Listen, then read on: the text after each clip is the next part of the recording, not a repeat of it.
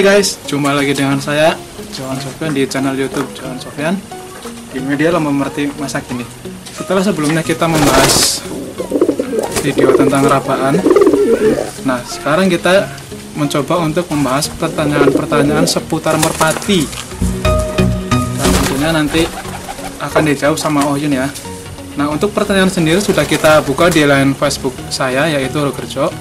Nah sekarang kita akan mencoba untuk menjawabnya satu persatu. Ini kenalkan dulu nih Oyun. Gimana Oyun, kabarnya Oyun? Baik. Alhamdulillah.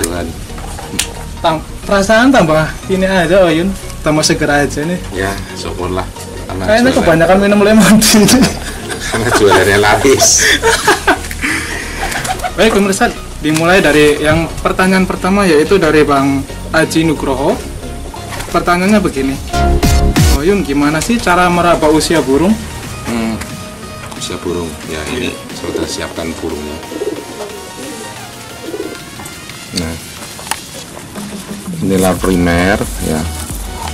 Inilah sekunder. Jadi susunannya gini. Kalau ini semua sudah lepas, nanti akan lepas satu di sini. Jadi 10 lepas, nanti selanjutnya kedua. 10 lepas lagi, akan lepas ketiga. Gitu loh. Nah, Jadi kuncinya di sini ya? Ya, ini batasnya. Iya, buat perkiraan aja. Kadang ada burung yang memang copotnya lama, ada yang copotnya cepat. Ini hanya perkiraan yang bisa tahu usia burung sebenarnya ya. Itu para peternak yang benar-benar mencatat. Jadi umumnya satu kali Rampasan. ini 10 ini ya, satu rampasan, kita sebut satu rampasan itu umumnya 10 bulan. 10 bulan. Ya. Kecuali waktu awal piyik itu 8 bulan aja udah bisa sampai full copot semua. Untuk tahun berikutnya akan lebih lama sedikit, tahun berikutnya lebih lama lagi gitu. Jadi 10 ini lepas, nanti dia akan lepas satu ya. lar sekundernya itu. Nah ini di sini kelihatan nih, ini lar sekundernya 1, 2, 3. Ini burung mau ketiga rampasan, ini ketiganya nih ya. 3 rampasan Ketiga, berarti ya. 30 bulan atau? Enggak, kurang lebih kita hitung dari piyik itu, piyik pertama sampai habis ini 7 bulan. Untuk 2 rampasan selanjutnya itu sekitar 8 bulan. Untuk ketiga rampasan ini pasti akan lebih lama. Lebih lama lagi ya? Iya, tergantung masing-masing burung juga nggak sama sih, ada yang cepat ada yang lambat, tapi ya perkiraannya sekitar 7 sampai 10 bulan. Karena lar ini kalau tumbuh cepat, sedangkan lar ini itu lebih lama. Terakhir lebih lama ya? Nah ini ada nih pernah kejadian ya, misalkan merpati baru rampas ya. Coba pegang. Misalkan merpati baru rampas ininya. Nah di sini belum lepas, di sini udah lepas lagi gimana? Oh itu nyulam ya, ya memang ada faktor seperti itu, memang istilahnya kalau kita bilang itu kelet atau nyulam lah itu. Bahasa Indonesia nyulam. Berarti emang gimana itu ada juga bawaan faktor genetik. Ada genetik. Gitu. Tapi nggak mempengaruhi performa ya? Apa mempengaruhi? Jelas mempengaruhi. Oh, iya. Jelas mempengaruhi. Karena berkurang di sini ya. Iya, perlu saja ini lepas lagi kan. Iya, pasti pengaruh. Apa emang dari faktor ini kurang vitamin atau apa itu? Jadi kurang, ya memang salah satu yang penting dalam kesehatan bulu itu seperti protein, terus vitaminnya vitamin E. Itu salah satu unsur penting untuk pembentukan bulu. Ya gitu ya. Nah, pemirsa, untuk pertanyaan pertama sudah dijawab ya sama Oyun. Kita lanjut ke pertanyaan kedua.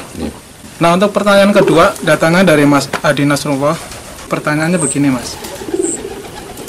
Apakah lebar capit udang mempengaruhi kecepatan turun burung? Bagaimana dengan capit udang yang lebar, gaya turun dan kecepatan turunnya? Terima kasih, Mas. Itu gimana? Jadi gini, kalau capit udang itu sebenarnya terusan dari tulang-tulang yang ada di dada ini. Jadi untuk pengaruh kecepatan turun atau apa itu nggak bisa dilihat dari hanya satu faktor aja, satu pendukung aja, tetap harus dilihat segi lain yang semuanya emang saling mendukung ya, semuanya cuma saling satu mendukung. ini ya. Cuma ada ciri khusus, memang kebanyakan ya, walaupun nggak semua. Kalau burung yang merpati yang turunnya kenceng itu biasanya bisa dilihat dari capit udang yang ujungnya itu sangat runcing.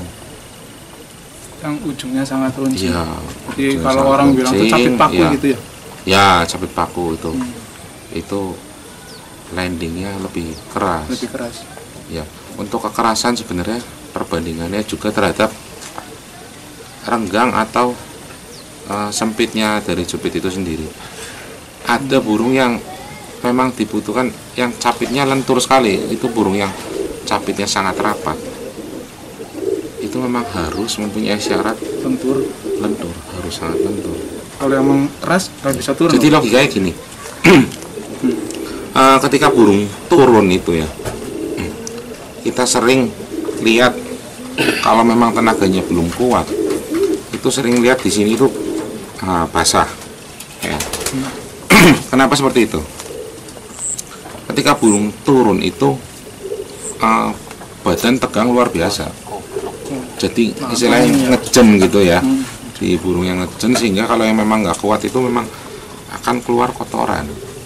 Nah itu yang ketika ngejen itu capit pun akan nyempit ya, akan bergerak gitu ya. Makanya kalau untuk capit-capit lentur yang tadi saya bilang rapat itu ya, lentur. ya itu memang dibutuhkan capit udang yang lentur. Karena untuk tekanan ini kalau saling bersinggungan dan semakin ditekan, kalau burung nggak kuat sakit itu akan ngebuang lepas. Untuk renggang atau sempitnya ya pengaruhnya yang penting gimana pengaruh terhadap keras atau lenturnya burung itu sendiri. Tapi emang nggak bisa kita ngejudge, wah ini burung capit udangnya seperti ini, misalkan kita lah katakan lentur, wah ini turunnya jelek nih. Nggak bisa, turun ya? itu faktornya banyak juga dari segi aerodinamis yang lain, itu sayap atau ekor atau sini pun dada itu pengaruh semua. Itu hanya salah satu faktor aja, nggak bisa kita dapat yang benar-benar sempurna itu. Karena memang sempurna dibutuhkan memang satu sama lain itu harus ya, bagus. tapi ya. tetap pasti ada kekurangan. Ya. Ya benar itu yang istilahnya peribahasa tak ada gading yang tak retak. Iya iya, pasti ada kelemahan. Iya. Nah begitu Mas Adi Nasrullah, pertanyaan sudah kami jawab, semoga puas ya. Nah untuk pertanyaan ketiga datangnya dari Mas Muhammad Fahmi Udin. Ya, dari Mas Adit. Nah pertanyaannya gini pemirsa, apakah ketebalan, banyak sedikitnya bulu, dan kehalusan apakah mempengaruhi kinerja burung? Terus bentuk paruh apakah mempengaruhi pada kelepekan? Kelepekan itu maksudnya giring atau gimana ya? Oh, giringnya ya. Ini pertanyaan bagus dari teman saya Mas Adit. Untuk ketebalan burung atau kehalusan, ketebalan bulu ya. Iya, ketebalan bulu atau kehalusan itu dari segi aerodinamis pasti berpengaruh. Ketebalan bulu yang tebal ya, otomatis masanya akan berat. Untuk terbangnya ya. Gitu ya. Jadi burung akan mudah capek. Dan kegesitannya juga kurang ini ya, kurang lincah ya. Karena tebalnya itu ya. Sedangkan untuk kehalusan itu ya jelas sangat berpengaruh.